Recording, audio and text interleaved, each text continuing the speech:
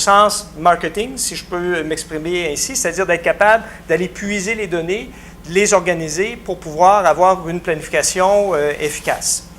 Il y a naturellement, je vous l'ai dit en tout début, et tout ça est pour discussion parce que c'est une recherche préliminaire qui va demander à être poussée. Alors c'est sûr qu'on a constaté assez rapidement qu'on n'avait pas un échantillon suffisamment large de titres et professions, et on se dit qu'il serait bon de fouiller cet aspect-là, naturellement, peut-être dans une prochaine étape, en allant tout simplement voir les descriptions de tâches que les entreprises elles-mêmes donnent à présent à leurs professionnels, aux médias sociaux. Et même chose du côté des programmes.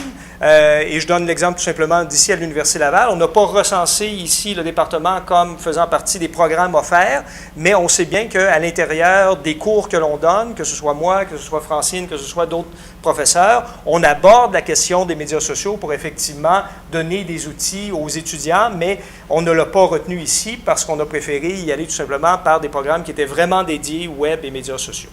Alors voilà, c'est les limites et validités pour discussion. Merci.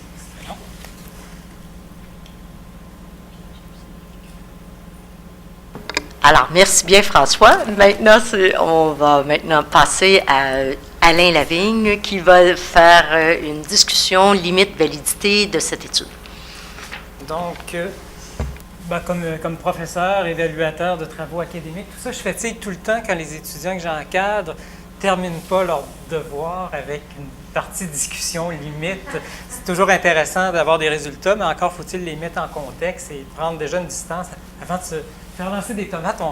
Avant d'en recevoir, on s'en lance un peu à nous-mêmes, puis aussi on ouvre sur des pistes ultérieures parce qu'on n'a pas épuisé le sujet, bien sûr.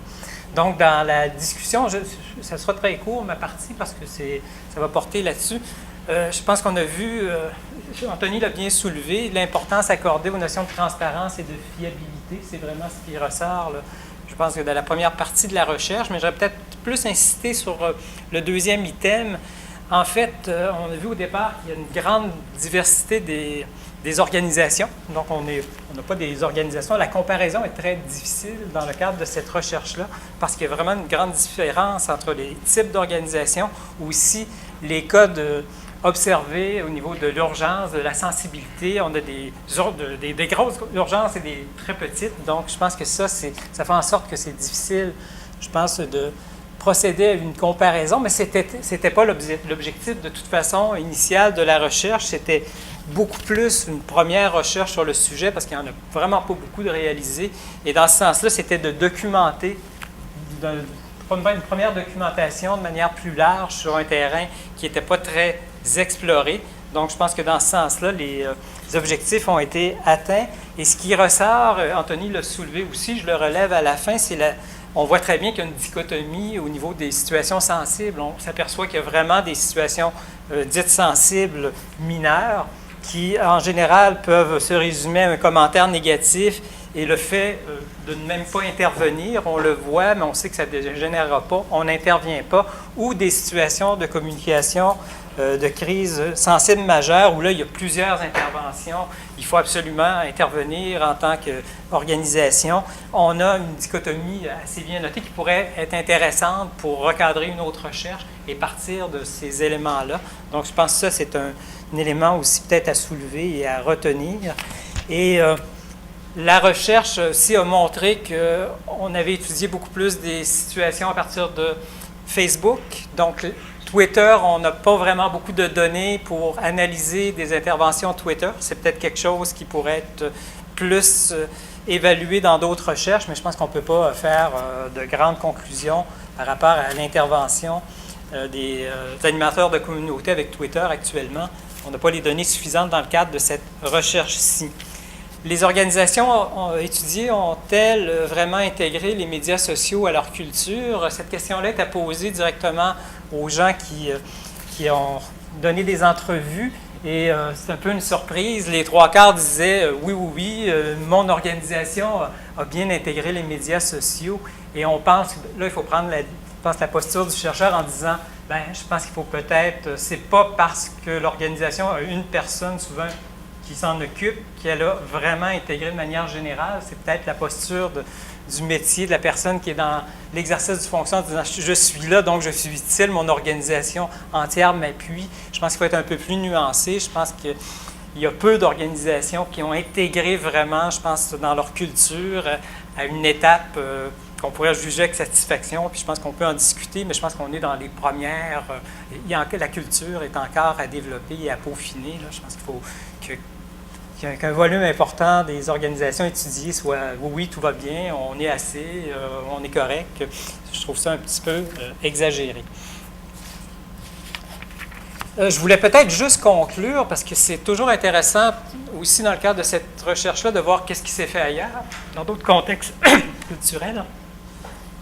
J'ai un petit chat dans la gorge. Il y a une étude qui a été présentée justement dans le cadre de l'ACFAS il y a 2 ans par Thomas Stenger et Alexandre Coutan, et qui ont analysé en France vraiment les community managers. Il faut que je pratique mon français, mot anglais, accent français. Donc, ils ont étudié finalement la même chose, mais avec un contexte, je dirais, une méthodologie qui était quand même différente.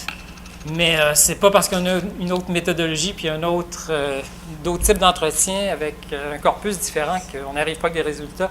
Je trouve une étude complémentaire comme celle-là permet, sur un même sujet, de valider des choses et de voir, ah oui, il y a des aspects. Donc, l'étude en question a mesuré vraiment, et c'est la méthodologie de leur côté. Oui, il y a eu 11 entretiens.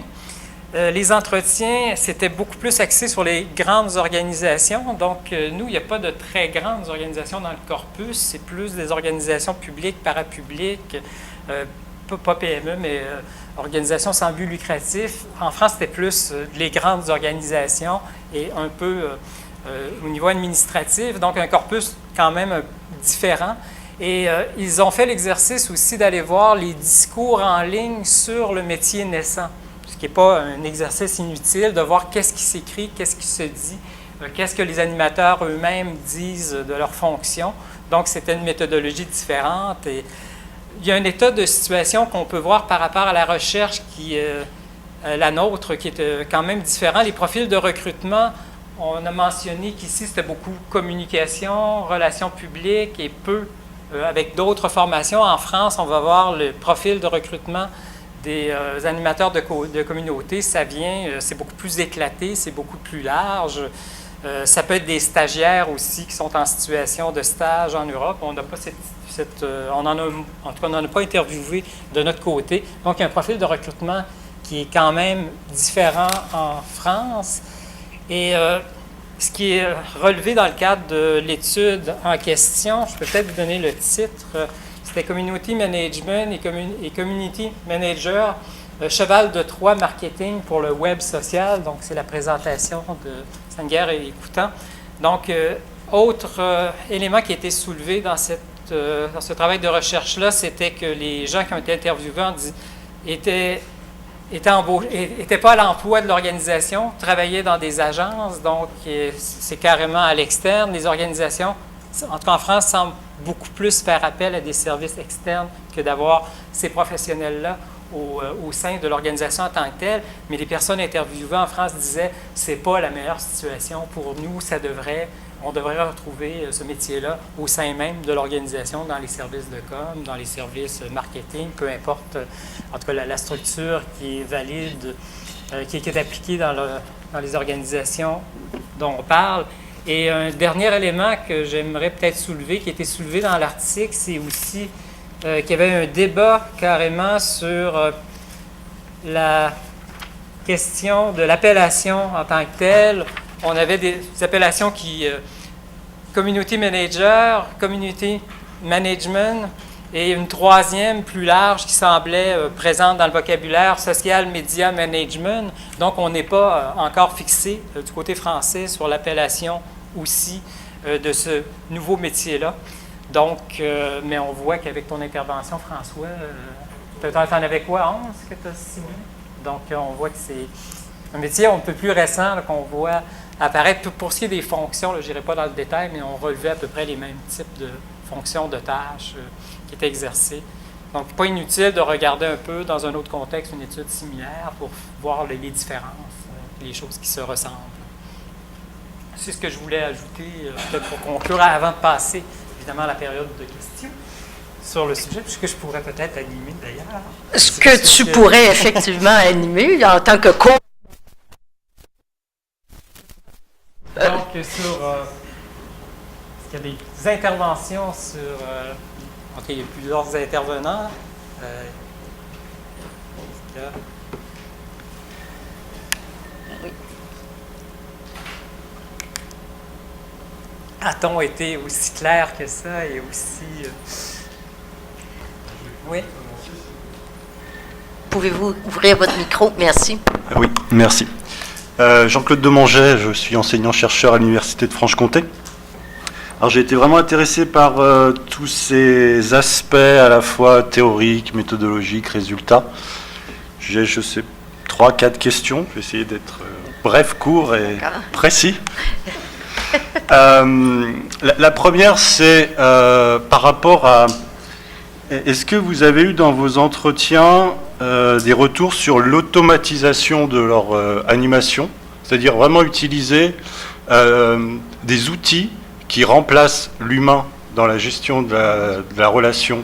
Et donc, est-ce que, justement, ça change par rapport à ce matin la relation qu'on peut avoir avec les internautes, le fait d'utiliser des outils, c'est-à-dire, par exemple, des réponses automatiques, hein, sans que ça soit quelqu'un qui réponde?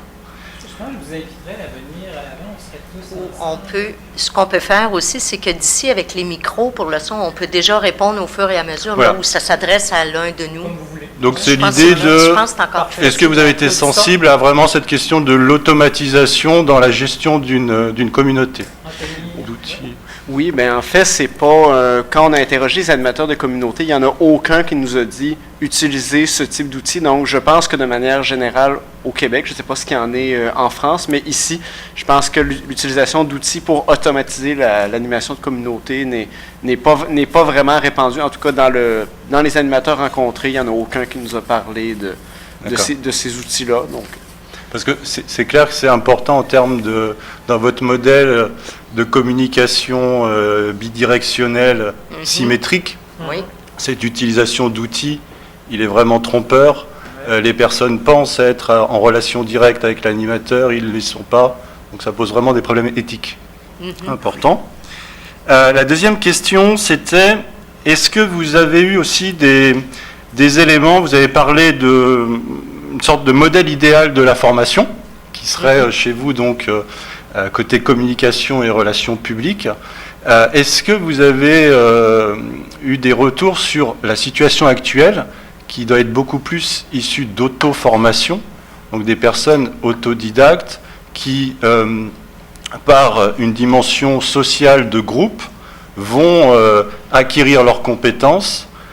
Donc la situation actuelle, quelle est est-ce qu'il y a une place, est-ce qu'il y a une partie d'auto-formation que vous avez relevée qui est importante ou non dans l'acquisition des compétences aujourd'hui? François, la personne idéale pour répondre à la question. Je vous dirais que c'est peut-être l'amorce de la véritable recherche qui devrait se faire, c'est-à-dire de regarder présentement, du côté des animateurs de communauté, quelle est la formation actuelle, effectivement, quel a été leur parcours. On a quand même une idée, mais on n'a pas recensé de façon sérieuse, effectivement, quelle est la formation. Par contre, ce dont on est témoin de plus en plus, c'est qu'on voit de plus en plus des offres d'emploi qui sont davantage formalisées qu'elles ne l'étaient il y a peut-être même déjà 2 ou 3 ans, et qui, à l'intérieur de ces mêmes offres d'emploi, cadrent assez rapidement la dimension juridique, la dimension communication, la dimension marketing, souvent au même niveau. Autrement dit, on va dire, mais toujours de niveau professionnel. C'est-à-dire qu'on va demander aux gens d'être de niveau universitaire, d'avoir minimalement un bac pour pouvoir exercer effectivement à ce travail, soit de responsable des médias sociaux ou de web et responsable des médias sociaux. Et puis peut-être une dernière pour être court, pour ne pas monopoliser la parole. Il y a un autre aspect qui m'a intéressé, c'est quand vous avez détaillé toutes les compétences et les qualités à avoir pour le métier, c'est très polyvalent, ou même les propositions que vous faites, c'est en fait on rajoute des couches encore. Voilà, il faut en plus, par exemple, savoir analyser, faire du data mining, hein, c'est ce que vous avez proposé en plus. Donc est-ce que ce côté voilà, polyvalence très développée, ça ne montre pas que c'est un métier qui est encore à une phase, bon, vous dites émergente, mais très opérationnelle. C'est-à-dire que la dimension stratégique, elle n'est pas présente encore. Quand vous parlez de stratégie, me semble-t-il, vous l'avez dit, hein, c'est gestion à court terme. Est-ce que, dit différemment, les community managers chez vous sont dans une position au niveau hiérarchique proche des directions les plus hautes, ce qui fait qu'ils ont leur mot à dire pour carrément la stratégie de com de l'entreprise. Voilà, est-ce qu'ils sont placés à un niveau top management pour avoir une vraie vision stratégique, ou est-ce que ça reste de l'animation à court terme? Je serais porté à répondre oui, mais peut-être que je demanderais plus à des animatrices de communauté de répondre à ma place. Je ne sais pas si vous avez des éléments de réponse. Bonjour, Anne-Marie Gauthier. Je suis membre du comité conseil d'experts de l'Observatoire des médias sociaux. J'ai fait une maîtrise dans l'appropriation des médias sociaux par les professionnels de relations publiques, mais je suis aussi animatrice de communauté, sinon stratège web à la Commission de la capitale nationale du Québec, donc plusieurs chapeaux. Donc, moi, je vous dirais que ça dépend vraiment de la grosseur de l'entreprise. Dans ma situation, donc, oui, on fait le terrain. On est deux personnes qui ne sont pas à temps plein, qui sont là-dessus. On est super proche de la direction générale parce qu'on est une petite entreprise de 70 personnes. Je vous dirais qu'on est à un niveau politique, mais qu'on n'a pas une très grande bureaucratie chez nous. On est un organisme public, mais relativement indépendant. Par exemple, si vous êtes dans un ministère ou si vous êtes dans une très grande organisation privée, mais là, je vous dirais que là, il y a vraiment des gens aux opérations qui ont les mains dedans, qui sont supervisés par... Et là, je pense que la multicompétence que François... J'étais pas là à ta présentation, François, je suis désolée. Mais j'ai participé au comité, donc je sais un peu de quoi je parle. Je pense que c'est ça. Au niveau des opérations, ça dépend de la grosseur de l'entreprise, mais je pense que c'est là qu'on veut aller former des gens pour justement être au-dessus de l'opérationnalité et de pouvoir créer des stratégies, faire les liens avec la direction générale, les juristes, les économistes, les communications, les ressources humaines aussi. Je pense que donc c'est à ce niveau-là qu'on veut quelqu'un de niveau professionnel avec un bac, avec l'aspect stratégique, avec l'aspect vraiment relations publiques. Oui, Pierre-Étienne veut compléter. Qui veut demander la parole. Je voudrais en rajouter là-dessus. Bon, alors, dans nos discussions, ce qu'on précisait, on voulait ce niveau-là, puis on voyait les tâches de veille, tout ce qui était autour, peut-être, oui, au final, data mining, associé à l'animateur, parce qu'on voulait qu'il développe le ton. Tu sais, c'était le bout qui était important, donc qu'il y ait le ton, qu'il se comprenne les enjeux, mais qu'on ait cette personne formée, disons, à l'EPR, pour pouvoir, elle, faire le pont vers l'aspect stratégique. C'est encore ça la division là, que tu présentais finalement. Ça serait à peu près là, comme ça qu'on pourrait le percevoir. Je sais qu'on a beaucoup aussi parlé du fait qu'un homme orchestre, ben, ça fait de la musique d'homme orchestre. Il y a peut-être une diffusion des genres là, à y avoir. Et si je pouvais juste me permettre aussi, avant Anne-Marie, juste d'ajouter aussi, c'est que on disait que c'est pour ça qu'on avait besoin de quelqu'un qui gérait des relations. Lorsque tu parles du ton, on dit quelqu'un dont les compétences et l'habilité est justement de gérer des relations. C'est pour ça que très souvent, dans des lectures, on lit que c'est une tâche qui revient à des gestionnaires de relations publiques, puisque c'est justement de la gestion de relations dont on parle qui est au cœur des activités des relationnistes. Mais au final, est-ce que cette personne-là serait celle qui anime, qui tient le débat? Je te dirais que, encore, pour revenir sur ce qu'Anne-Marie disait, au niveau, par exemple, des grosseurs d'entreprise, des tailles d'entreprise, très souvent, une personne qui va animer va aussi gérer et planifier et être très près aussi de la haute direction, puisqu'elle va être seule. Mais lorsqu'il y a plus d'individus à l'intérieur d'une même entreprise, mais là, ils vont avoir tendance à diviser, puis il va y avoir l'animateur d'un côté qui, lui, va gérer des relations, et il va aussi y avoir le gestionnaire de communauté qui, lui, va faire de la planification avec la haute direction. Donc, c'est un tout. Mais c'est super. C'est un débat à amener avec nos praticiens tantôt. Merci, oui. Et Anne-Marie, je t'ai interrompu. Tu voulais ajouter quelque chose? Oui, bien, en fait, pour compléter sur la question, je conclus avec votre question. En fait, vous demandiez, est-ce que c'est parce qu'on est encore à la phase un peu embryonnaire du développement? Oui, effectivement. C'est pas encore une description de tâches. On voit les descriptions de tâches qui sont affichées et c'est jamais clair. Est-ce que c'est marketing, c'est relations publiques? Finalement, l'homme orchestre va se spécialiser, comme a été au début les relations publiques, il n'y a pas si longtemps que ça quand même, là, les communications. Donc oui, je pense que c'est du fait qu'on est encore au début du métier et qui va devenir un métier. On va s'approprier les tâches et les compétences par rapport à ça. Et de mon vivant, j'espère, d'ici la fin de ma brève carrière. Une intervention ici. Oui, Marc Lapointe, une jeune diplômée de l'Université Laval en communication. Et puis aussi jeune professionnel chez Service Québec, animateur de communauté. Ce qui est soulevé est très intéressant. Puis chez nous, la personne, on est deux aux médias sociaux. Puis on doit aussi s'impliquer dans la stratégie, la planification de tout ce qui est mentionné sur les médias sociaux, de la stratégie, parce que on veut être aussi proactif, donner le ton, donner la conversation et pas seulement réactif à ce qui est dit.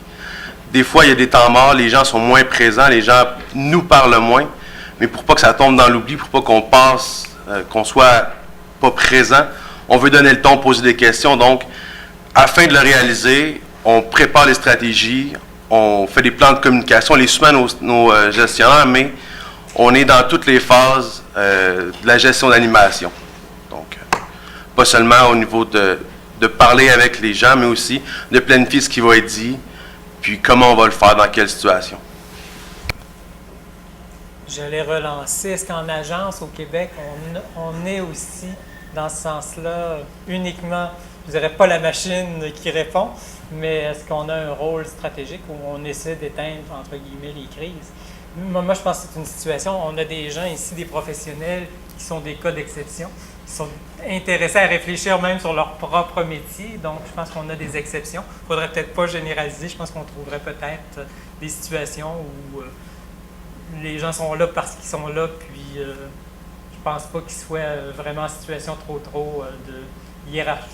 Bref, il ne faudrait pas généraliser peut-être les beaux cas de figure qu'on a, là, qui sont assez exceptionnels, mais qu'on aimerait voir justement généraliser. Moi, j'ai un petit doute là, sur la généralisation de tout ça, mais je demeure tout à fait ébahi de voir qu'il y a des beaux cas de figure. Et jusqu'à quel point la professionnalisation n'enlèvera pas de la marge de manœuvre actuelle, parce que justement, les descriptions de tâches ne sont pas bétonnées. C'est le danger parfois d'une profession qui se définit trop bien et on replace cette profession-là dans un rôle peut-être, je dirais pas technique, là, mais dans un rôle moins près de la stratégie.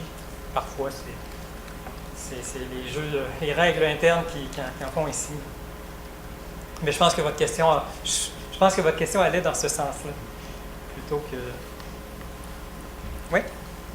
En tout cas, moi, j'arrive dans le débat, évidemment. Je n'ose pas prétendre avoir suivi tous vos échanges, sauf que juste pour ajouter ce que tu viens de dire, Alain, à mon avis, on le sait, il reste énormément de travail à faire pour aller chercher l'adhésion quand on pense à nos communications gouvernementales, au niveau de l'exécutif, entre autres. Encore aujourd'hui, la perception, c'est que les médias sociaux, c'est un déversoir de frustration, puis qu'on ne s'occupe pas de ça. On est encore en mode contrôle, essentiellement. Puis on ne comprend pas qu'il y a une discussion qui a lieu, puis quand on part sur une discussion, ben il y a des règles à respecter. Donc on n'est pas du tout dans cet esprit-là. Dernièrement, je donnais une conférence devant tous les communicateurs du réseau de la santé, et je peux vous dire une chose, il reste énormément de travail à faire pour faire comprendre même l'opportunité de ce que c'est un animateur de communauté, parce que ces gens-là, on aurait besoin, c'est des très petites équipes qui font de la gestion de crise en permanence et qui pourraient être tellement plus efficaces en comprenant seulement que, au lieu de faire ce qu'ils font, qu'ils se mettent des animateurs de communauté, ça pourrait grandement les aider. Mais on a beaucoup de travail à faire pour faire comprendre ces dimensions-là à nos dirigeants, surtout dans les réseaux. Merci beaucoup. Est-ce qu'il y aurait d'autres interventions pour le moment? Non. Alors, je pense que on va avoir une belle période de discussion tout à l'heure parce qu'on a déjà le goût de déjà commencer à en discuter beaucoup. Alors, merci de l'intérêt que vous portez à l'étude qu'on a amorcée sur les animateurs de communauté parce qu'effectivement, on a un beau sujet qu'on va pouvoir s'étendre longtemps parce que tout est à faire. Alors, Beaucoup, Alain. Et ce que je vous propose, c'est qu'avant qu'on amorce une prochaine conférence, je proposerais qu'on prenne déjà maintenant le 10 minutes de pause et qu'on puisse par la suite enchaîner avec 2 présentations et aussi tout de suite après un forum de discussion qui nous permettra de poursuivre la conversation qu'on vient déjà d'entamer, qui risque d'être très intéressante. Merci, à plus tard, on se revoit.